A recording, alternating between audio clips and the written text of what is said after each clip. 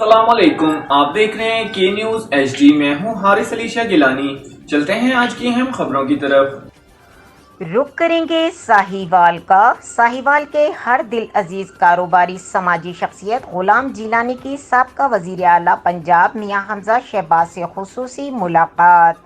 موجودہ ملکی سیاسی صورتحال پر تبادلہ خیال کیا۔ اس موقع پر غلام جیلانی کی طرف سے پھولوں کا گلدستہ بھی پیش کیا گیا۔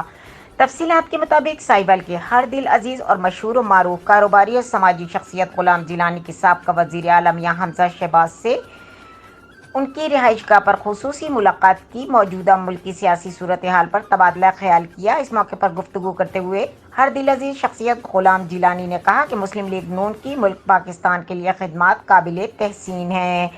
ہم امید کرتے ہیں کہ ہمارے قائد میاں محمد نواز شریف جلد پاکستان واپس آئیں گے اور پاکستان سے غربت بے روزگاری کا خاتمہ کریں گے۔